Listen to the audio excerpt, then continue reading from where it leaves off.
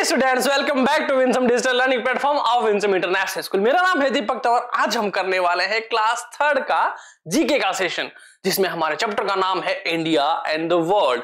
और इसके अंदर जो हम एमसीक्यूज पढ़ेंगे वो रिलेटेड होंगे किससे? इंडिया से और वर्ल्ड से। मतलब कि ये मोस्ट इंपोर्टेंट जीके के क्वेश्चंस होने वाले हैं और आपके ओलंपियाड में इन्हीं से सबसे ज्यादा और इंपॉर्टेंट क्वेश्चंस आते हैं। So let's start. पहला क्वेश्चन हमारा क्या कहता है, देखते हैं। पहला कह रहा है which country has the longest boundary with India. Bharat के साथ कौन से देश की सबसे लंबी सीमा रेखा है, बाउंड्री है? 4 ऑप्शन है हमारे पास। पहला क्या कह रहा है सर? ए नेपाल, बी बांग्लादेश, सी भूटान या फिर डी चाइना। 4 कंट्रीज है हमारे पास और हमें बताना है कि कौन सी सबसे लॉन्गेस्ट बाउंड्री है। अब हमारा पहला जो ऑप्शन है, ऑप्शन नंबर ए नेपाल। देखो, हम अगर नेपाल की बात करें तो नेपाल की बाउंड्री कितनी है? 1751 किलोमीटर। करेक्ट। अब हमारे पास दूसरा ऑप्शन क्या है सर? बांग्लादेश। क्या है? बांग्लादेश। तो बेटा बांग्लादेश की बाउंड्री जो है कितनी लगती है सर? 4096 किलोमीटर। करेक्ट, समझ में आया? जब हम बात करते हैं भूटान की, इसकी बात कर रहे हैं सर, हम बात कर रहे हैं भूटान की, तो भूटान की बाउंड्री है 699 किलोमीटर। किसके साथ? इंडिया के साथ बच्चों। और यहीं पर अगर हम चीन की बात करें तो कितनी है सर? चाइना की जो बाउंड्री है इंडिया के साथ वो है 3488 किलोमीटर। अब बच्चों क्या आप इसको देख के बता सकते हैं कि सर कौन सी बाउंड्री जो है सबसे ज्यादा टच होती है किसके साथ? इंडिया के साथ। हमें देख के पता लग गया सर, हमारा ऑप्शन जो है बांग्लादेश, उसकी बाउंड्री सबसे ज्यादा टच होती है किसके साथ सर? इंडिया के साथ। तो यहां पर बच्चों ऑप्शन बी जो है हमारा क्या हो जाएगा? करेक्ट हो जाएगा। बाउंड्री कितनी है? 4096। ठीक है, तो यहां पे बी ऑप्शन क्या है हमारा? करेक्ट है। आप इसको नोट कर सकते हैं। क्लियर? तब तक हम देख लें अगला क्वेश्चन। सेकंड क्वेश्चन कह रहा है which is the largest state of India by area. है ना? एरिया के पॉइंट ऑफ व्यू से सबसे लार्जेस्ट स्टेट कौन सा है इंडिया का? हमारे पास 4 ऑप्शन है। तो देखो, आपको ये मैं इरेज कर देता हूं अभी के लिए, है ना? पहला हमने कर लिया था।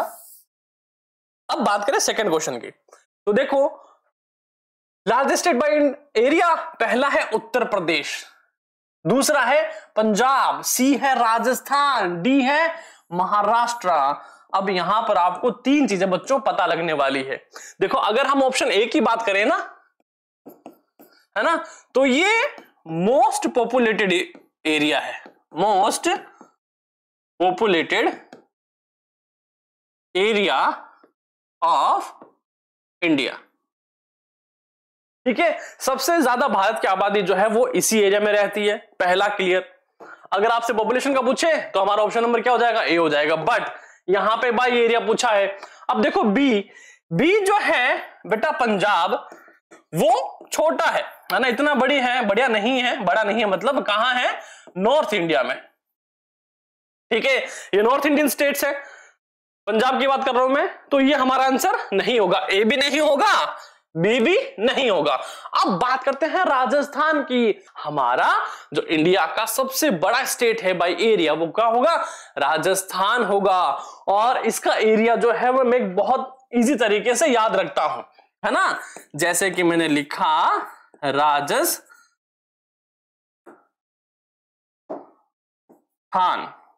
है ना? जैसे मोबाइल नंबर होते हैं ना, वैसे मैं याद रखता हूं। कैसे मैं याद रखता हूं? 342,239 स्क्वायर किलोमीटर, है ना? जैसे मोबाइल नंबर 382 239, है ना, मैं तो याद करता हूं मीनिंग वर्ड के अंदर, ठीक है। तो 342 239 स्क्वायर किलोमीटर क्या है, राजस्थान का एरिया है, और ये सबसे बड़ा स्टेट है by area of the India, है ना, भारत का सबसे बड़ा स्टेट है एरिया वाइज। तो अब देखो यहां पे हमारा ऑप्शन जो है वो सी जो है ना, वो क्या हो जाएगा सही। अब बात करते हैं महाराष्ट्र की। सर अगर क्वेश्चन में हमारे लार्जेस्ट नहीं देकर यहां एक लाइन और जोड़ दे कि यहां पे बताओ third largest state of India by area, तब आप क्या टिक करोगे बच्चों, तब आप हमारा ऑप्शन नंबर डी है ना, महाराष्ट्र, वो क्लिक करोगे, ठीक है। Third largest state of India, समझ में आया, है ना। तो बस इसी तरह से हमको ये क्वेश्चन अटेंड करना है। आपके लिए बेनिफिट क्या है कि सर आपने चारों ऑप्शन, पांचों जितने ऑप्शन थे एक्सप्लेन कर दिए। अब अगर इन ऑप्शन में से भी एग्जामिनर आपका क्वेश्चन बना देता है तो आपका क्या हो जाएगा, क्लियर हो जाएगा। क्लियर, चलो देखते हैं नेक्स्ट क्वेश्चन। नेक्स्ट क्वेश्चन हमारा देखो, क्वेश्चन नंबर 3 क्या कह रहा है, the building shown in the given picture is the world's tallest structure situated in Dubai. It was opened in 2010. Identify the building. अब देखो हमारे पास ये फोटो दे रखी है, फोटो देखते हम तो समझ गए सर ये कौन सी बिल्डिंग है, जी हाँ सर समझ गए। बट इस बिल्डिंग के साथ हमें और भी ऑप्शन दे रखे हैं। पहला देखो क्या दे रखा है, लॉटे वर्ल्ड टावर। हमसे पूछा है द टॉलेस्ट स्ट्रक्चर, सबसे बड़ा किसका, वर्ल्ड का। क्लियर, वर्ल्ड टावर अगर पूछ लिया जाए इसके बारे में कि ये कहां है, तो फट से बता देना कि सर ये सियोल साउथ कोरिया में है। कहां है बच्चों, सियोल साउथ कोरिया में। क्लियर, अब ये दुबई का तो है नहीं, तो ये हमारा आंसर गलत हो जाएगा। अगला है बिग बैंग। अब देखो बिग बैंग सर ये कहां है, इजी है, कहां है सर, लंदन यूके में। कहां है सर, लंदन यूके में ये बिल्डिंग है। फिर बात कर रहे हैं शंघाई टावर की, ये एक स्काई स्क्रैपर बिल्डिंग है जो कि कहां है, शंघाई चीन में, ठीक है। और यहां पे हमारा लास्ट ऑप्शन बचता है सर बुर्ज खलीफा, ये कहां है, सर दुबई की बिल्डिंग है जिसको 2010 में क्या किया गया था, ओपन किया गया था। और ये वर्ल्ड्स टॉलेस्ट स्ट्रक्चर है, वर्ल्ड्स टॉलेस्ट स्ट्रक्चर है, करेक्ट, जी हां। अब देखो क्वेश्चन नंबर 4 क्या कह रहा है, सर ये तो हमसे पूछ रहा है which of the following is a traditional dish of Japan. Japan की ट्रेडिशनल डिश कौन सी है। आपको याद है एक हमारे टीवी पर शो आता है ना, जिसका नाम है शिनचैन, और उसको ये डिश बहुत ज्यादा पसंद है। हर वक्त कहता रहता है मुझे सुशी खानी है, सुशी खानी है, सुशी खानी है ना। तो बस हमें पता लग गया सिर्फ जापान की डिश कौन सी है। अब यहां पे देखो हमारे पास ऑप्शन नंबर 1 क्या है, लसाना। अब ये लसाना क्या है सर, ये एक क्रीमी लेयर पास्ता टाइप होता है। क्या है, क्रीमी लेयर पास्ता, जो कि कहां की है, इटली की है ना। क्या है, एक तरह का ये क्रीमी लेयर पास्ता है जो कि इटली का है। अब देखो यहां पे ऑप्शन नंबर हमारा क्या है, बी। अब हमारा ऑप्शन भी क्या है, करेक्ट है। और ये ट्रेडिशनल डिश है कहां की, जापान की सर। कहां की बच्चों, जापान की। फिर सी देखो हमारा क्या है, एक डिश है रिसोतो। रिसोतो क्या है सर, रिसोतो एक तरह की राइस से बनने वाली डिश है ना, जिसकी कंसिस्टेंसी कैसी होती है, क्रीमी होती है। कैसी होती है बच्चों, क्रीमी होती है। और सर ये डिश कहां की है, ये भी इटली की है सर। कहां की है बच्चों? इटली की है। क्लियर? अब देखो हमारे पास डी ऑप्शन है पिज्जा। सर ये तो हमने बहुत खाया है ना? इस डिश का ओरिजिन जो है बेटा वो कहां हुआ था? वो इटली के अंदर हुआ था, है ना? और एक चीज बताता हूं मैं आपको कि पिज्जा जो है बेटा वो वर्कर्स के लिए बनाया गया था। किसके लिए? वर्कर्स के लिए, ताकि इतना बड़ा पिज्जा हो वो फट से खाएं और उनको भूख इंस्टेंट जो है वो खत्म हो जाए, ताकि वो पूरे दिन काम करते रहे। और यही डिश जो है अब वर्ल्ड वाइड फेमस है। क्लियर? बनाया किसके लिए था? मजदूरों के लिए। अब खाते कौन है? सभी लोग खाते हैं। ठीक है, तो इस तरह से आप इन चीजों को याद रख सकते हैं। अगला देखो, नेक्स्ट क्वेश्चन देखो। The person show in the picture was the architect of India's white revolution. देखो व्हाइट रेवोल्यूशन जो है बेटा वो किसके तहत की गई है? वो मिल्क के तहत की गई है ना? मिल्क प्रोडक्शन के तहत की गई है, जो कि बच्चों को बहुत कम पसंद होता है।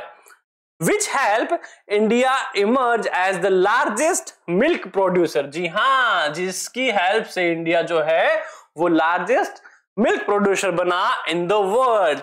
Identify him. इनमें से कौन से ये व्यक्ति हैं जिनकी हेल्प से इंडिया जो है वर्ल्ड्स लार्जेस्ट मिल्क प्रोड्यूसर बना? चार ऑप्शन है हमारे पास। पहला देखो, पहला क्या कह रहे हैं? Carl Sagan. देखो कार्ल सैगन जो है बेटा ये एक अमेरिकन एस्ट्रोनॉमर है। ठीक है, याद रखिएगा बिल्कुल। अब देखो ऑप्शन बी क्या कह रहा है?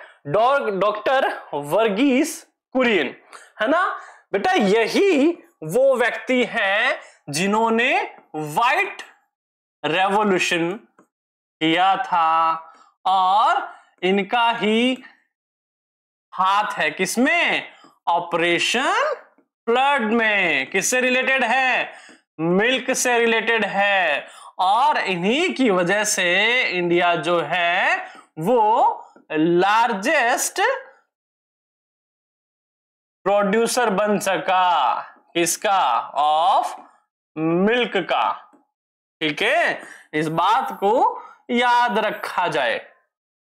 और इसके साथ इन्हीं को ही कहा जाता है the father of white revolution. ठीक है, जी हां सर, इन्हीं को ही फादर ऑफ व्हाइट रेवोल्यूशन कहा जाता है। ऑपरेशन फ्लड इन्हीं का ही ऑपरेशन था, India largest producer of milk बनाने के लिए। तो आई होप कि डॉक्टर वर्गीस कुरियन के फेवर में आप ये तीन चीजें याद रखोगे। क्लियर? अगला देखो, अगला देखते हैं हमारा ऑप्शन क्या है? सरदार वल्लभ भाई पटेल। तो देखो सरदार वल्लभ भाई जो पटेल है ये इंडिया के फर्स्ट डेप्यूटी प्राइम मिनिस्टर हैं। क्या है बेटा? इंडिया के फर्स्ट डेप्यूटी प्राइम मिनिस्टर हैं।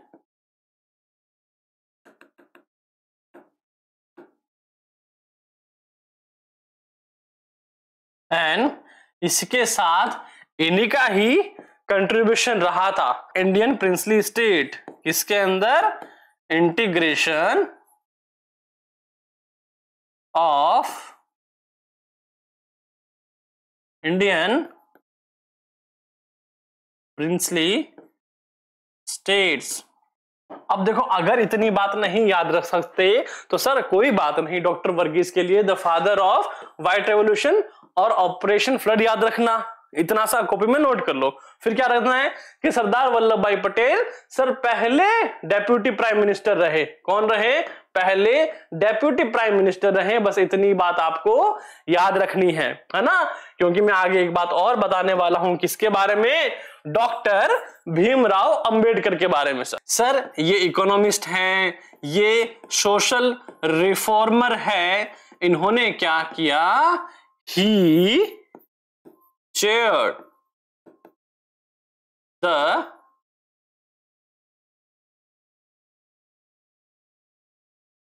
ड्राफ्टिंग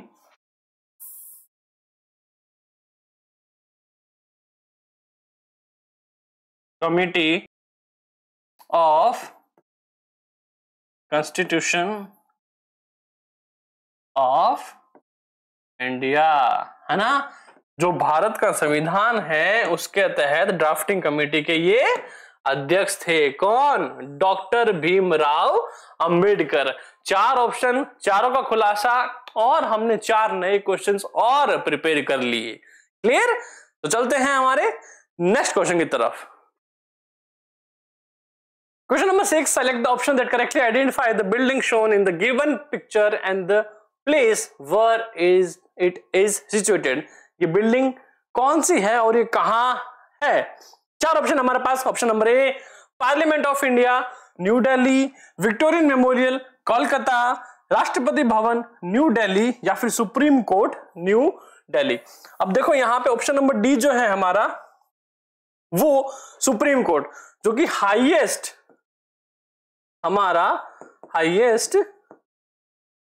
जुडिशियल कोर्ट है, ठीक है। बट ये वाली बिल्डिंग नहीं है। बात करें राष्ट्रपति भवन की, तो ये ऑफिशियल रेजिडेंस है। सर किसका? तो बच्चों ये है प्रेसिडेंट ऑफ इंडिया का। किसका? प्रेसिडेंट ऑफ इंडिया का, यानी इंडिया के राष्ट्रपति का ऑफिशियल रेजिडेंस है। बात करें विक्टोरियन मेमोरियल की, हालांकि बी भी हमारा, सो सी जो है हमारा ऑप्शन वो नहीं है। बी, विक्टोरियन मेमोरियल कोलकाता, जो कि व्हाइट मार्बल से बना हुआ है। किससे बना है? व्हाइट मार्बल की बिल्डिंग है, और ये कहां है? कोलकाता, वेस्ट बंगाल में सर। ठीक है। बचा हमारा पार्लियामेंट ऑफ इंडिया। जी हां, ये हमारा जो न्यू पार्लियामेंट है न्यू दिल्ली में, उसकी पिक्चर है। तो हमारा ऑप्शन नंबर ए क्या हो जाएगा? बिल्कुल करेक्ट हो जाएगा। क्लियर? चलिए चलते हैं अगला क्वेश्चन। नेक्स्ट है question number 7, which of the following is not a capital city. मतलब कि मोस्ट ऑफ द ऑप्शन हमें कैपिटल सिटी के दे रखे हैं, इनमें से एक ऐसा होगा जो कैपिटल सिटी नहीं है, हमें बताना कौन सा है। तो यहां देखो option number A Ottawa, B Grafton, C London, and D Moscow. हम शुरुआत करते हैं कहां से? सर मॉस्को से। देखो बेटा, मॉस्को जो है वो एक कैपिटल सिटी है। क्या है? कैपिटल सिटी है। सर मॉस्को किसकी राजधानी है? सर रशिया की राजधानी है बेटा। किसकी है? मॉस्को रशिया की राजधानी है, कैपिटल। देन हम पीछे चलते हैं, लंदन। सर लंदन, जी हां, यूनाइटेड किंगडम की कैपिटल है। किसकी? The capital city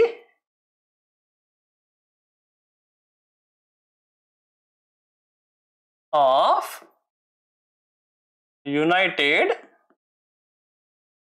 kingdom, correct. Then अब देखो ऑप्शन नंबर बी, ग्राफ्टन की बात कर रहा है। अब ग्राफ्टन जो है बेटा सिटी तो है, बट कैपिटल जो है वो नहीं है। तो देखो ग्राफ्टन जो है ये क्या है? ये city of New Wales. Sir ये कहां है? ये बेटा ऑस्ट्रेलिया में है। कहां है बेटा? ऑस्ट्रेलिया में। फिर हमसे पूछा है ओटावा। सर ओटावा जो है वो किसकी कैपिटल है? तो बेटा ओटावा जो है वो कनाडा की कैपिटल है। किसकी? कनाडा की कैपिटल। अब यहां पे हमें देखो 3 चीजें क्लियर हुई। क्या? कि ओटावा जो है वो कहां की कैपिटल है बेटा? कनाडा की कैपिटल है सर। क्लियर हो गया। फिर सर लंदन जो है वो यूके की कैपिटल है। क्लियर हो गया। सर ग्राफ्टन जो है वो एक सिटी है, कहां? न्यू साउथ वेल्स में। और जबकि मॉस्को कैपिटल कहां की है? रशिया की है। तो इतना समझ में आया?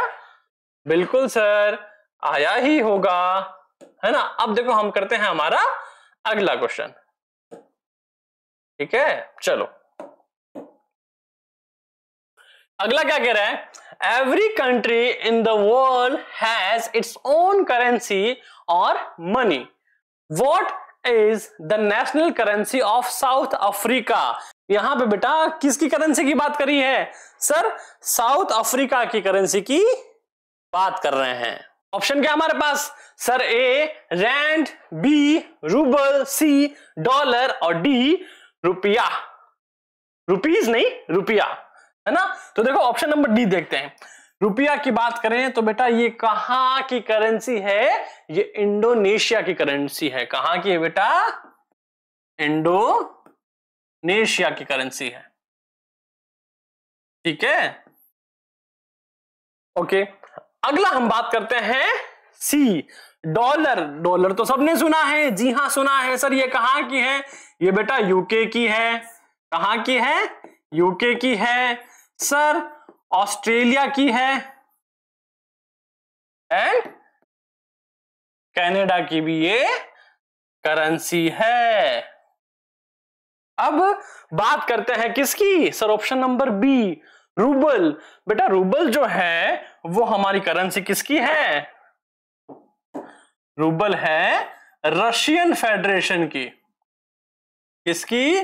रशियन फेडरेशन की करेंसी है। और यहां पर ऑप्शन ए हमारे पास बचा, तो वो बेटा किसकी करेंसी है? वो साउथ अफ्रीका की करेंसी है। आई होप कि हमने फॉरेन करेंसीज पढ़ी और 4 करेंसी से हमने याद भी करी, और हमने ये भी बताया कि सर हमारा करेक्ट ऑप्शन जो है वो क्या हो जाएगा? ए हो जाएगा। और यहां पे क्या था? बी। सर जैसा कि मैंने कहा सिटी ऑफ न्यू वेल्स है, बट ऑस्ट्रेलिया की ये कैपिटल नहीं है। तो दोनों का आंसर हमारे क्लियर हो गया। चलो चलते हैं अगले क्वेश्चन की तरफ। Question number 9। During the harvest festival in Kerala, people celebrated homecoming of Mahabali, who was sent to Nether world by the Vamana avatar of Lord Vishnu. This festival include Valmakali यानी boat race और Pulikali, tiger dance, etc.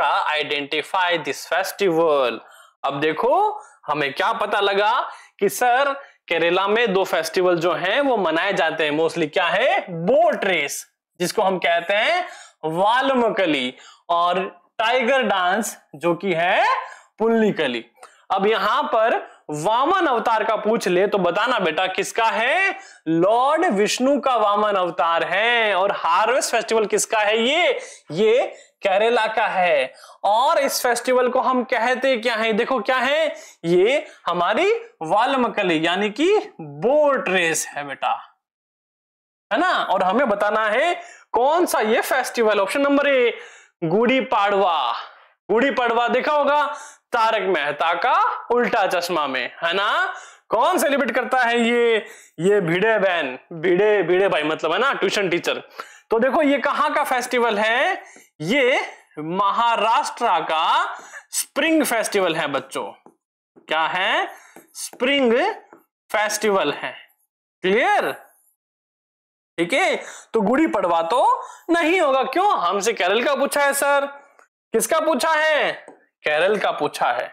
Option number B देखो क्या है? नुआखाई। देखो नुआखाई जो है ये एक एग्रीकल्चरल क्या है? फेस्टिवल है, जो सेलिब्रेट कहां किया जाता है सर? वेस्टर्न ओडिशा में। कहां? वेस्टर्न ओडिशा के अंदर। अब देखो सी ऑप्शन है हमारा ओणम। जी हां, यही वो फेस्टिवल है जो केरला में सेलिब्रेट किया जाता है, और ये एक एनुअल हार्वेस्ट फॉरेस्ट है। क्या है बेटा? ये एक एनुअल हार्वेस्ट फॉरेस्ट है।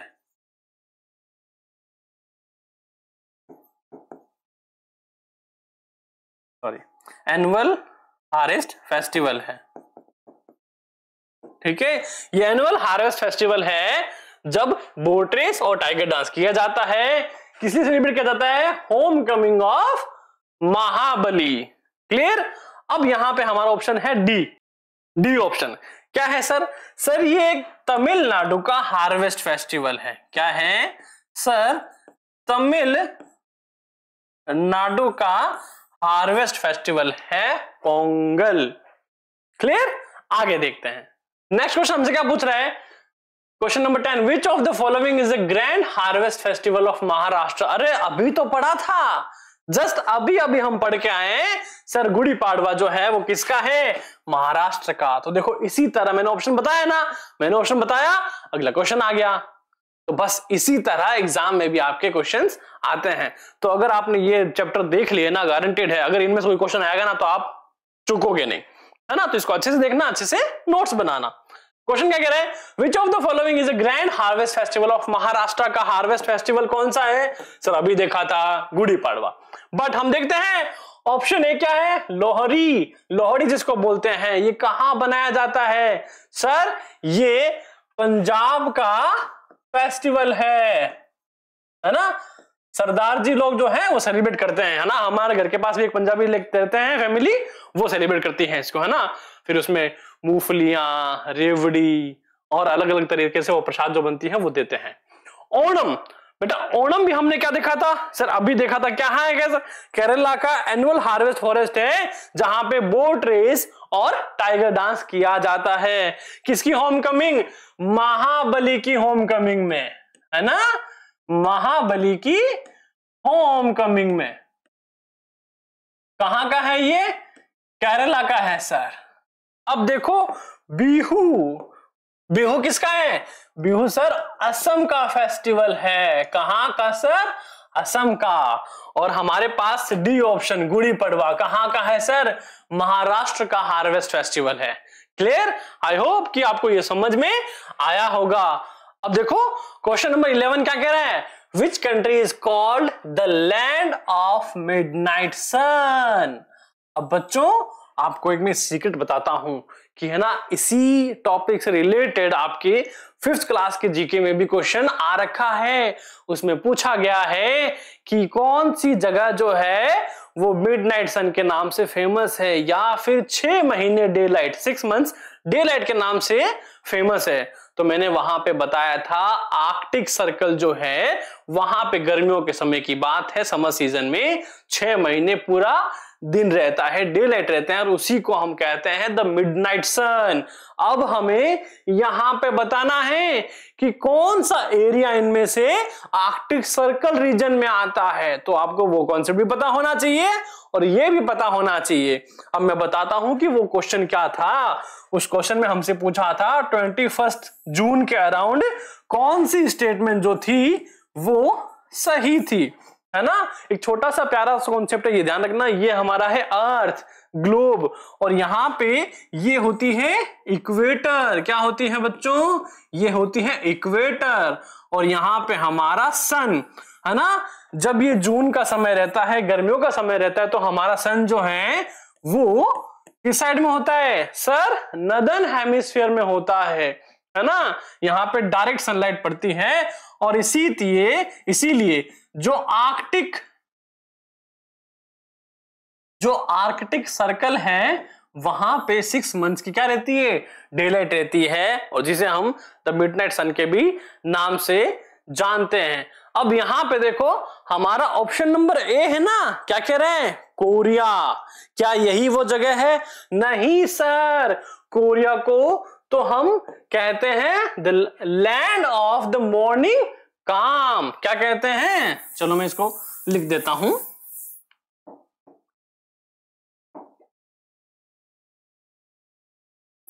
द लैंड ऑफ मॉर्निंग काम किसको कहते हैं सर, कोरिया को कहते हैं, है ना। ऑप्शन नंबर ए कोरिया क्या है, द लैंड ऑफ मॉर्निंग काम। यहां पे पूछा है ऑप्शन नंबर बी फिनलैंड जो है, आपको मोस्ट इंपोर्टेंट याद रखना है, इसको कहते हैं the land of 1000 lakes, the land of 1000 lakes, है ना। क्योंकि यहां पे क्या है, बहुत सारी लेक्स है बेटा। क्या है, बहुत सारी लेक्स है। अब देखो बी हो गया हमारा। सी देखो नॉर्वे। नॉर्वे बेटा एक कंट्री है जो कौन से रीजन में आती है, जो आर्कटिक सर्कल रीजन में आती है। और आई होप कि आपको आपका आंसर पता लग गया होगा। जी हाँ, यही वो कंट्री है जहां पे 6 महीने का दिन जो है वो रहता है। उसी टर्म को हम कहते हैं the land of midnight sun. Correct. And then D option है वियतनाम। वियतनाम क्या है? ये साउथ एशिया की एक कंट्री है। क्या है बच्चों? A country of south Asia. Clear? तो आई होप कि आपको ये क्वेश्चन भी अच्छे से समझ में आया होगा एंड आपने काफी चीजें जो है वो नोट करी होगी। Let's see another question. Question number 12 देखो। India help this neighbouring country to win her freedom in 1971। Identify the country. 1917 की वॉर में इंडिया ने इस कंट्री की हेल्प करी थी। किससे? देखो बेसिकली इस कंट्री में ईस्ट पाकिस्तान जो है वहां के लोगों को परेशान किया जा रहा था वेस्ट पाकिस्तान के लोगों के द्वारा, और इसीलिए इंडिया ने इस कंट्री को हथियार दिए, ट्रेनिंग दी और जंग में शामिल होकर सरेंडर करवाया। किसको? वेस्ट पाकिस्तान को। एंड देन ये कंट्री आजाद हो गई उससे, है ना, वेस्ट पाकिस्तान से। तो इस कंट्री का हमें नाम बताना है। Option A Bangladesh, B Sri Lanka, C Bhutan या फिर डी पाकिस्तान। तो देखो ऑप्शन नंबर देखो यहां पे डी क्या कह रहा है? पाकिस्तान। देखो पाकिस्तान जो है वो आजाद कब हुआ था? 1947 में हुआ था, बट ये तो इंडिया से अलग हुआ है तो इसने इंडिया की तो हेल्प वो कॉन्सेप्ट आएगा नहीं। फिर बात करते हैं किसकी? भूटान की, है ना। भूटान की बात करें तो देखो भूटान जो है वो काफी टाइम से, है ना, हिस्टोरिकल टाई जो है वो मेंटेन कर रहा है। किसके साथ? इंडिया के साथ, है ना। तो हम लिख देते हैं यहां पे मेंटेन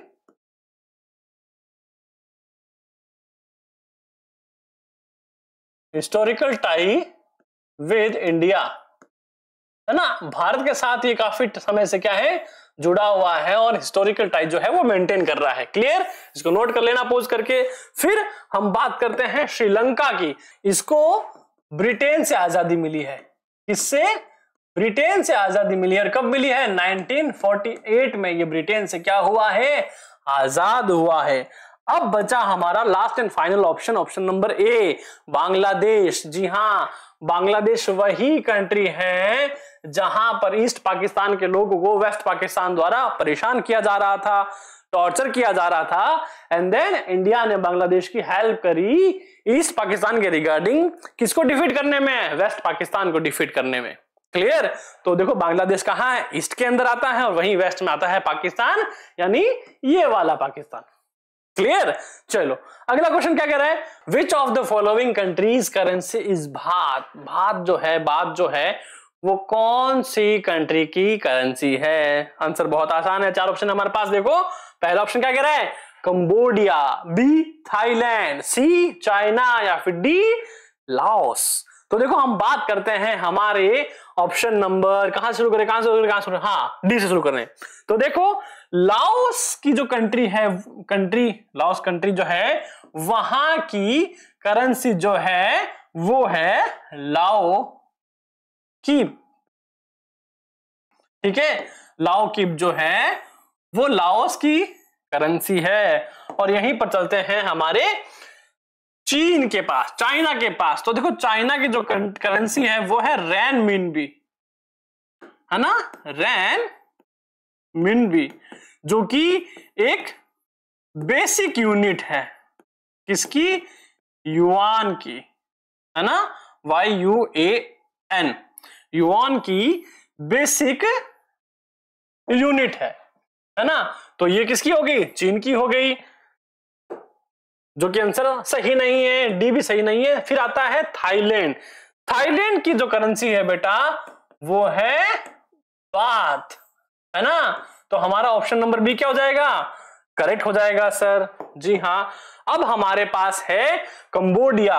तो बेटा कंबोडिया की करेंसी क्या है? आपको नाम से ही पता लग जाएगा, ये कहते हैं कंबोडियन रियल, है ना, कंबोडियन रियल इसको कहते हैं। क्लियर? तो 4 कंट्री, 4 करेंसी हमने और सीख ली है। तालियां। अब करते हैं क्वेश्चन नंबर 14। क्वेश्चन नंबर 14 क्या कह रहा है?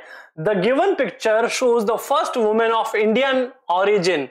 इंडियन ओरिजिन की first women to go to space in 1997। Who is she, ये इनमें से कौन है? 4 option. Option number A Sunita Williams, B Madhulika, C Kalpana Chawla या फिर डी रोहिणी गोडबोले। अब देखो यहां पे ऑप्शन नंबर ए है ना, सुनीता विलियम्स। बेटा ये जो है वो इंडिया की सेकंड वुमेन है जो स्पेस में गई है ना, इंडियन ओरिजिन की। कहां की? इंडियन ओरिजिन की सेकंड वुमेन है ना, सेकंड वुमेन है जो कहां गई है? जो स्पेस में गई है। ठीक है, और हमसे क्या पूछा है? First women of Indian origin. वैसे है कहां की? अमेरिका में रहते हैं बट इंडियन ओरिजिन की है, इसलिए सेकंड। ठीक है, मतलब गई है। फिर बात करते हैं, फिर ऑप्शन नंबर देखो बी मधुलिका। मधुलिका जो है बेटा ये हेलियो फिजिक्स की साइंटिस्ट है। किसकी? हेलियो फिजिक्स जो है उसकी साइंटिस्ट है। कहां है? नासा के अंदर। तो ये स्पेस में नहीं गई। फिर ऑप्शन नंबर सी क्या है हमारा? कल्पना चावला। ये फोटो भी उन्हीं की है। तो कल्पना चावला भी इंडियन ओरिजिन की है, फर्स्ट वुमेन जो कहां गई बच्चों? स्पेस में गई। कहां गई? स्पेस में गई। करेक्ट। तो देखो फिर रोहिणी गोडबोले है ना, ये बेटा एक जो है वो प्रोमिनेंट इंडियन फिजिस्ट है। कौन है? प्रोमिनेंट इंडियन फिजिस्ट है। तो भी ये आंसर हमारा सही नहीं होगा। 4 option, 1 answer, but 3 more questions आज हमने याद कर लिए। अगला देखो क्वेश्चन नंबर 15 अगर अप्पम, अप्पम आजकल तो सब जगह बनाने लगे लोग, is one of the traditional dishes of which of the following Indian states. अब देखो ये क्या है कि जो जितनी भी ट्रेडिशनल डिशेज हैं आज हर जगह हर कोई बना लेता है ना। तो आज काफी लोग जो है वो भूल गए कि एक्चुअली डिश कहां की है। तो आज बताएंगे हम। अब बात करते हैं ऑप्शन ए पंजाब। देखो पंजाब की डिश क्या है? मक्के दी रोटी, सरसों दा साग और बड़ी ग्लास भर के लस्सी, है ना। तो यहां पे पंजाब की क्या है? कि सर मक्की की रोटी एंड सरसों का साग। ठीक है, फिर बात करते हैं ऑप्शन नंबर बी। ये कह रहा है क्या? असम, है ना। असम की जो वो डिश है वो क्या है? मसूर तेंगा उसको बोलते हैं। क्या बोलते हैं बेटा? मसूर तेंगा बोलते हैं, जो कि एक्चुअल में क्या एक तरह की फिश करी है। क्या है बेटा? फिश करी है, मसूर तेंगा। फिर आता है हमारा ऑप्शन नंबर सी, केरला। सी यानी सर अप्पम जो है वो यहीं की एक ट्रेडिशनल डिश है जो लोग जो है ब्रेकफास्ट और डिनर में खाना बहुत पसंद करते हैं। क्लियर। फिर option number D Madhya Pradesh. देखो मध्य प्रदेश की जो आपने सुनी होगी दाल बाफला, दाल बाफला या फिर भुट्टे की कीस, है ना। ये जो है फेमस ट्रेडिशनल डिशेज है। यूट्यूब शॉर्ट्स में तो आज भरमार है इन डिशेज की, है ना, बताते रहते हैं लोग। क्लियर। तो क्वेश्चन नंबर 15 भी क्या हो गया हमारा? क्लियर हो गया। अगला देखो क्वेश्चन नंबर 16। क्वेश्चन नंबर देखो बहुत आसान है। क्वेश्चन नंबर 16 कह रहा है which of the following European countries does not use euro as its currency. इनमें से कौन सी कंट्री है जो यूरो यूज नहीं करती? अब देखो फ्रांस जो है वो यूरो यूज करती है। जी हाँ सर, यूज करती है, तो ये हमारा आंसर नहीं होगा। जर्मनी, सर जर्मनी जो है वो भी करेंसी यूरो जो है वो यूज करती है ना, बिल्कुल यूज करती है, तो ये भी नहीं है। इटली, सर इटली भी जो है वो यूरो यूज करती है, हालांकि इनके पास अलग अलग करेंसीज हैं बट ये यूरो यूज करती है। अब बात करते हैं स्वीडन की, है ना। इसमें मजेदार बात क्या कि स्वीडन जो है सर वो यूरोपियन यूनियन का पार्ट है ना, यूरोपियन यूनियन का पार्ट है, बट ये यूरो जोन से बाहर है, इसलिए ये जो है वो यूज नहीं करती यूरो करेंसी। सो सर फिर ये क्या यूज करती है बेटा, ये जो है ये यूज करती है, ये यूज करती है स्वीडिश क्रोना ना, करेंसी है वो करेंसी ये यूज करती है। कौन? स्वीडन, है ना, यूरोपियन यूनियन के अंदर आता है बट ये यूरोजोन से बाहर है, इसलिए ये यूरो जो करेंसी यूज नहीं करती। फिर क्वेश्चन नंबर 17 देखो, the Charminar is a famous monument of which of the following Indian cities, इनमें से कौन सी सिटी में चार मीनार है? तो ऑप्शन नंबर ए देखो, हैदराबाद है, बी मुंबई है, सी बेंगलुरु है, डी न्यू दिल्ली है। आज आपको चार मीनार के अलावा 3 सिटीज और मिलेगी जहां पे इंपॉर्टेंट मॉन्यूमेंट्स हैं जो आपको पता होने चाहिए। बहुत इजी, बहुत आसान। तो देखो हम करते हैं ऑप्शन नंबर डी से शुरू। सर दिल्ली में क्या क्या है? दिल्ली में बेटा रेड फोर्ट है, ठीक है, इंडिया गेट है एंड कुतुब मीनार है। कहां है ये तीनों? ये तीनों सर दिल्ली में है ना, न्यू दिल्ली में।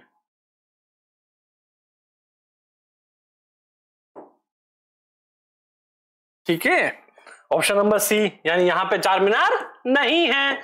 सॉरी डी हो गया। अब देखो सी की बात करते हैं, है ना, तो सी में बेटा बेंगलुरु में एक फेमस है द बैंगलोर पैलेस। क्या है? The Bangalore palace. और दूसरा है विधान सौदा, विधान सौदा। ये दो जो हैं फेमस बिल्डिंग है। कहां बेटा? बेंगलुरु में। अब बात करते हैं मुंबई की। तो देखो मुंबई में है the famous gateway of India, gateway of India. फिर हम बात करते हैं हैदराबाद। हैदराबाद बेटा तेलंगाना की एक सिटी है जहां पे चार मीनार जो हैं वो हैं। और मजे की बात, अगर आप दोनों की फोटोज देखोगे, किसकी? हैदराबाद तेलंगाना के चार मीनार की और मुंबई की गेटवे ऑफ इंडिया की, तो बहुत हद तक आपको सिमिलर लगेगी दोनों बिल्डिंग्स। क्लियर? चलो देखते हैं अगला क्वेश्चन क्या कह रहा है हमें। क्वेश्चन नंबर 18 बेटा, ये क्वेश्चन जो है वो बहुत ज्यादा इंपॉर्टेंट है। ये हर बार, है ना, 3rd, 4th, 5th काफी क्लासेस में रिपीट होता है, तो अच्छे से इसको याद कर लेना। क्या कह रहा है? Our national song Vande Mataram was first feature in a book called Anand Math. Who wrote it? आनंद मठ नाम की किताब जो है किसने लिखी है? और इसी किताब के अंदर हमारा जो वंदे मातरम है वो फीचर किया गया है। ऑप्शन नंबर ए सुभाष चंद्र बोस। सुभाष चंद्र बोस कौन है बेटा? एक की फिगर है। कहां? सर इंडियन नेशनल मूवमेंट में, है ना। तो ये तो हमारा आंसर नहीं होगा, है ना, क्योंकि सुभाष चंद्र बोस तो की फिगर है इंडियन नेशनल मूवमेंट में। फिर बात करते हैं रविंद्रनाथ टैगोर। बच्चों रविंद्रनाथ टैगोर वो हैं जिन्होंने जन गण मन लिखा है ना, जन गण मन लिखा है। ये राइटर है किसके? जन गण मन के, रविंद्रनाथ टैगोर। बट हमें तो वंदे मातरम चाहिए, सर इनके तो है नहीं ये। तो देखो हमारा ऑप्शन नंबर सी जो है बंकिम चंद्र चट्टोपाध्याय, यही वो राइटर हैं जिन्होंने आनंद मठ जो है वो लिखा है और उसी के अंदर वंदे मातरम जो है वो फीचर हुआ है ना, फर्स्ट टाइम। ठीक है, तो हमारा ऑप्शन नंबर सी क्या हो जाएगा? करेक्ट हो जाएगा। अब बात करते हैं सर ऑप्शन नंबर डी की, सत्यजीत रे। ये इंडियन एक्लेम्ड फिल्म मेकर हैं। कौन है? Film maker. कौन है ये फिल्म मेकर है। क्लियर? आई होप कि आपको आंसर ये क्लियर हो गया होगा। अगला देखो क्वेश्चन नंबर 19 देखो, this famous structure is known for settling of its foundation which caused its tilt to 5.5 degree. क्या है ये 5.5 डिग्री जो है ये टिल्टेड है। This 56 metre. कितना हाइट है इसकी sir? 56 metre high tower took nearly 200 years to build. इसको बिल्ड करने में कितना समय लगा? 200 सालों का समय लगा। What it is called? इस टावर को क्या कहते हैं? ऑप्शन नंबर क्या है हमारा सर? पहला ऑप्शन देखो क्या कह रहे हैं, द एम्पायर स्टेट बिल्डिंग। अगर मैं एम्पायर स्टेट बिल्डिंग की बात करूं तो बेटा ये कहां पर है सर? ये तो है ये न्यूयॉर्क के अंदर। कहां? न्यूयॉर्क के अंदर 443 मीटर टॉल एक स्काई स्क्रैपर बिल्डिंग है। क्या है? स्काई स्क्रैपर 443 मीटर टॉल जो है बिल्डिंग है ना? तो ये वाला ऑप्शन तो इसमें नहीं होगा। फिर the leaning tower of Pisa. अब देखो जैसे हमें इसके नाम से ही पता लग रहा है, क्या लिखा है बच्चों? यहां पे लिखा है leaning tower of Pisa. Sir ये है कहां? बेटा ये इटली के अंदर है। कहां है? इटली के अंदर है। और 5.5 डिग्री जो है वो लीन हो रखा है ना, झुका हुआ है। तो हमारा ऑप्शन नंबर क्या हो जाएगा? ये हो जाएगा बी करेक्ट। अब देखो हमारे पास ऑप्शन नंबर क्या है? सी क्या कह रहा है सर? यहां पे नाम है सिडनी ओपेरा हाउस। देखो सिडनी ओपेरा हाउस, पहली बात ये सर है कहां? ये है बेटा ऑस्ट्रेलिया में। कहां है सर? ऑस्ट्रेलिया में, है ना? और अपनी इसकी जो है ना शेल लाइक डिजाइन है ना, शेल लाइक डिजाइन के लिए ये फेमस है। ओपेरा हाउस है जहां पे आर्ट जो है वो परफॉर्म किए जाते हैं। फिर देखो यहां पे ऑप्शन नंबर डी क्या कह रहे हैं सर? Windsor castle. अब विंडसोर कासल है बेटा बर्कशायर में एक रॉयल बिल्डिंग है। क्या है? एक इंग्लिश बिल्डिंग है ना, इंग्लिश रॉयल बिल्डिंग है। कहां? बर्कशायर में, है ना? बर्कशायर या फिर बर्कशायर बोलते हैं इसको। Clear? Okay, so I hope कि ये क्वेश्चन भी आपका क्या हो गया होगा, क्लियर हो गया। अगला देखो, फिर देखो question number 20। This dance form is one of the main classical dance form of India that originated in Kerala. कहां? केरला का पूछा है हमें। It has know heavy step of rhythmic tension. The footwork is gentle, soft, sliding. Which dance form it is? यानी इस dance के अंदर हमारे जो मूवमेंट है फुटवर्क वो थोड़ा जेंटल होता है, सॉफ्ट होता है, स्लाइडिंग होता है, मतलब कि हार्ड नहीं होता, आराम से इसको परफॉर्म करते हैं। तो ऑप्शन नंबर हमारा देखो क्या कह रहे हैं? मणिपुरी। नाम से पता लग रहा है सर मणिपुरी कहां का है? सर मणिपुरी है मणिपुर का, है ना? और ये भी डांस जो है वो क्या होता है? सॉफ्ट होता है, जेंटल होता है और अनडल्टिंग होता है। कैसा होता है बच्चों? अनडल्टिंग होता है। इस डांस की ये खास बात है। बट हमसे तो पूछा है कहां का है? सर केरला का है। कहां का पूछा है? केरला का पूछा है। बी क्या कह रहे हैं? कथक। अब कथक की बात करें तो सर कथक के अंदर जो है वो एक नॉर्थ इंडिया का ट्रेडिशनल डांस है। कहां का? सर ये नॉर्थ इंडिया का है। तो केरला कहां आता है? सर साउथ इंडिया में। अब ये तो ऑप्शन होगा नहीं। अब नॉर्थ इंडिया का डांस है। दूसरा, इसके अंदर जो फुटवर्क होता है बेटा वो बहुत फास्ट होता है। कथक के अंदर है ना पूरा बेस किस पर है? वो फुट पे होता है ना। और फुटवर्क जो है होता है फास्ट, जिसे हम तत्कर बोलते हैं। क्या बोलते हैं? तत्कर बोलते हैं। ठीक है, तो ये भी हमारा आंसर क्या होगा? सही नहीं होगा। अब सी देखो यहां पे क्या लिखा गया बेटो? भरतनाट्यम। ये डांस जो है ये कहां का फेमस है? सर ये तमिलनाडु का फेमस है। कहां का? तमिलनाडु का फेमस है। और इसकी चीजें फेमस है ज्योमेट्रिक मूवमेंट्स। क्या है बेटा? ज्योमेट्रिक मूवमेंट जो है वो इसकी फेमस है। किसकी? भरतनाट्यम की। और अब लास्ट एंड लिस्ट बचा हमारे पास मोहिनी अट्टम। मोहिनी अट्टम जो है बेटा ये कहां का है? केरला का एक डांस फॉर्म है जिसके अंदर सॉफ्ट स्टेप्स होते हैं, जेंटल स्टेप होते हैं, स्लाइडिंग स्टेप्स होते हैं। देखो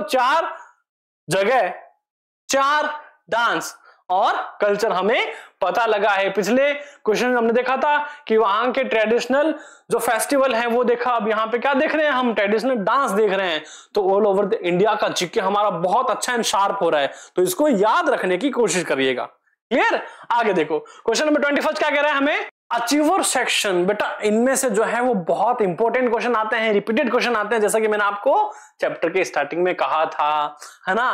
क्वेश्चन क्या पूछ रहा है? Select the incorrect match. अब हमें 3 जो है वो करेक्ट मैच दे रखे हैं और 1 दे रखा है इनकरेक्ट। इसके लिए हमें सारों जो है इंस्ट्रूमेंट और उनके प्लेयर, बजाने वाले, उनके नाम पता होने चाहिए। देखो पहला है, अगर नहीं पता तो याद कर लेना, मैं आज आपको बता दूंगा सारे। पहला देखो जो इसमें है, अमजद अली खान। अमजद अली खान किसके लिए फेमस है? सरोद के लिए फेमस है। तो देखो सरोद जो है वो सितार, वीणा, है ना, उनका एक मिक्सचर वाद्य यंत्र होता है, वो बजाने में फेमस है। अमजद अली खान, ये करेक्ट आंसर है। मतलब कि ये जो मैच है ये करेक्ट है, तो आप इसको याद कर सकते हो। फिर बात करते हैं उस्ताद जाकिर हुसैन। उस्ताद जाकिर हुसैन कौन है? ये वर्ल्ड वाइड फेमस तबला वादक हैं, तबला के उस्ताद है। कौन? उस्ताद जाकिर हुसैन। ये भी बेटा आप याद कर लेना। फिर बोल रहे हैं हरि प्रसाद चौरसिया, ये भी वर्ल्ड वाइड फेमस है बांसुरी बजाने में, अर्थात फ्लूट बजाने में। तो ये आप याद कर लीजिएगा। जी हां, ठीक है। अब आता है पीटी यानी पंडित रविशंकर तानपुरा। बेटा ये इनकरेक्ट मैच हो जाएगा। तानपुरा जो है वो पंडित रविशंकर का प्राइमरी इंस्ट्रूमेंट नहीं है। तो सर प्राइमरी इंस्ट्रूमेंट इनका क्या है?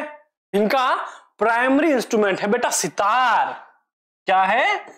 सितार इनका प्राइमरी इंस्ट्रूमेंट है। किनका? पंडित रविशंकर। और तानपुरा जो है वो इनका ड्रोन इंस्ट्रूमेंट है। क्लियर? तो ये इनकरेक्ट हो जाएगा ऑप्शन नंबर डी, है ना। अगला देखो क्वेश्चन क्या कह रहा है?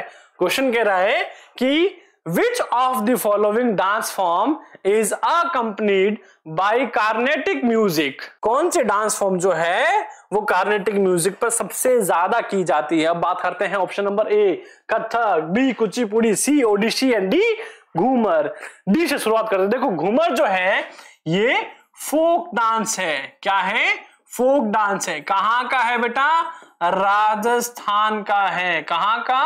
राजस्थान का। और देवी को याद करने और उनकी प्रेयर करने के लिए घूमर नृत्य जो है किया जाता है। फेमस सॉन्ग कौन सा है? घूमर रमवा नहीं जाते, मतलब गाना भी वही है। ठीक है। अब देखो ऑप्शन नंबर क्या है? सी ओडिसी। देखो ओडिसी जो है, ओडिसी म्यूजिक जो कि अकम्पनीड बाय किसके द्वारा? अकम्पनीड बाय हिंदुस्तानी और कार्नेटिक दोनों म्यूजिक द्वारा किया जाता है ना। Accompany by Hindustani music and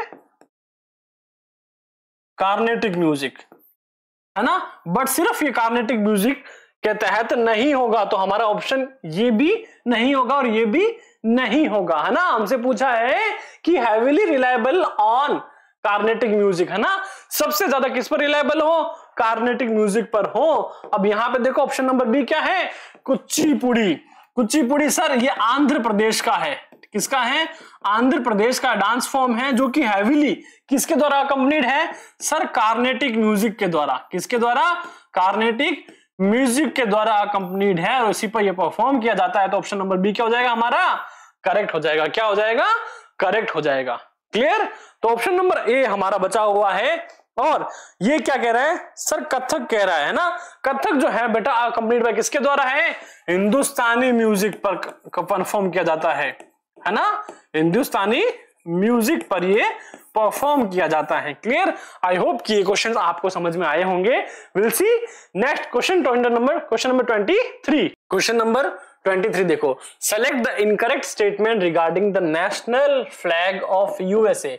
USA के फ्लैग के रिगार्डिंग हमें इनकरेक्ट स्टेटमेंट जो है वो चेक करनी है। पहला क्या कह रहा है? पहला हमसे कह रहा है it consists of white stars on a blue Canton. हाँ, ब्लू कैंटन होता है रेक्टेंगुलर है ना, उसके ऊपर स्टार्स होते हैं, व्हाइट स्टार्स।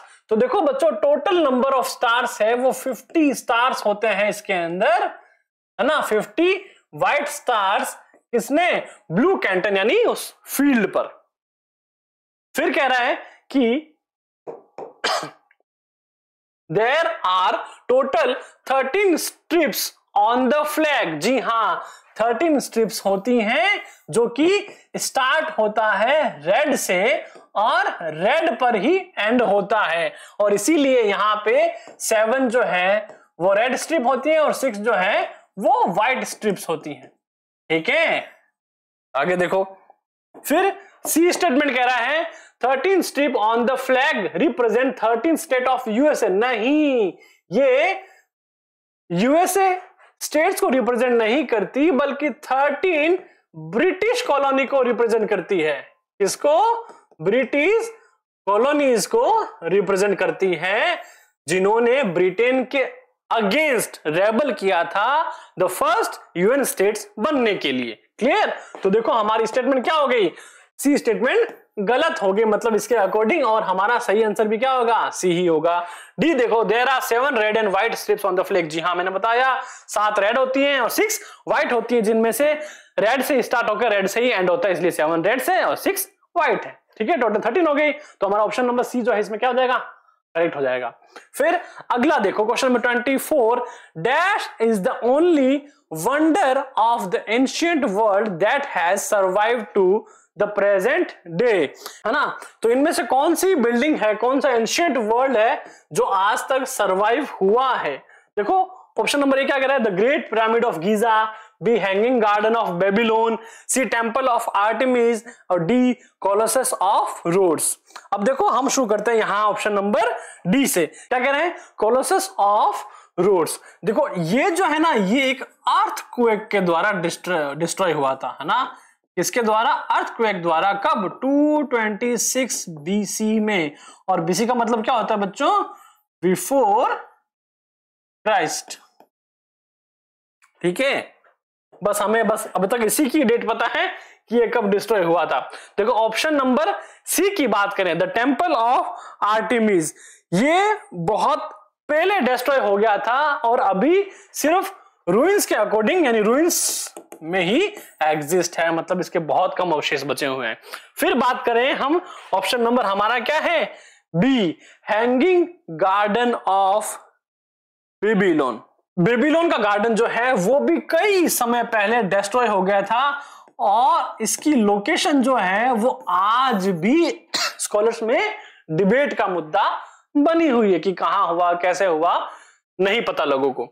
फिर है the great pyramid of Giza. Giza के जो पिरामिड है वो आज भी हैं और ये 7 वंडर्स में से एक हैं। क्या है, 7 वंडर्स में से एक है the great pyramid of Giza, आज भी सर्वाइव्ड है मतलब। ठीक है, तो आई होप कि ये क्वेश्चन आपके क्लियर हुए होंगे। और आज का लास्ट क्वेश्चन, वो बहुत बढ़िया, match the column and the select correct option. अरे अभी तो किया था सर। देखो हमने यूएस का फ्लैग जो था उसके अकॉर्डिंग बेटा कुछ स्टेटमेंट पढ़े थे, 50 स्टार्स हैं, 13 स्ट्रिप्स थे। ठीक है, अब देखो यहां पे ये रहा ब्लू रेक्टेंगुलर फील्ड, फिर रेड एंड व्हाइट स्ट्रिप्स। ठीक है, किसका पढ़ा था सर हमने, यूएसए का पढ़ा था। पी का क्या हो जाएगा सर, ऑप्शन नंबर 3। यहां देखो पी का 2 है सर, ये नहीं होगा। पी का 3 है, ये हो सकता है। फिर पी का 4, ये भी नहीं होगा, ये दो तो नहीं होंगे। फिर पी का 3, हाँ ये दोनों हो सकते हैं, है ना। तो देखो हमने क्या करा, 2 ऑप्शन जो है बेटा एलिमिनेट कर दिए, पूरे के पूरे उड़ा दिए। अब हमारे पास 2 हैं, हमें एक और पता करना है, पूरा आंसर हमारा क्लियर। तो देखो हमें 2 चीजें पता है ना। ये वाला जो फ्लैग है बेटा, ये किसका है, बांग्लादेश का है। किसका है, बांग्लादेश का। ये देखो क्या हो जाएगा हमारा, ये ऑप्शन नंबर 1 हो जाएगा, आर का। तो देखो यहां पे क्या है सर, आर का 1, आर का 4। देखो ये वाला क्या हो गया, एलिमिनेट हो गया। क्या हो गया, एलिमिनेट हो गया हमारे पास ये बचा। और मुझे एक और पता है कि ये जहां पे शेर के हाथ में तलवार है ना, ये श्रीलंका का फ्लैग है। किसका है? श्रीलंका का फ्लैग है। Q का 4, R का 1। बस, तो हो गया हमारा ऑप्शन नंबर बी। और लास्ट बचा, ये किसका है? ये रशिया का फ्लैग है। क्या है बेटा? रशिया का। और इसी के साथ हमारा ये चैप्टर जो है वो भी क्या होता है? खत्म होता है। और बहुत ही शानदार तरीके से हमने चैप्टर करा। फिर मिलेंगे इसी के अगले चैप्टर के साथ। तब तक के लिए stay tune on Winsome digital learning platform. अगर सब्सक्राइब नहीं किया है तो लेट्स सब्सक्राइब। और वीडियो के नीचे आपको एक हाइप का ऑप्शन मिलेगा, so click on that, rating मिल सके। और फिर मिलते हैं अगली वीडियो। तब तक के लिए जय हिंद।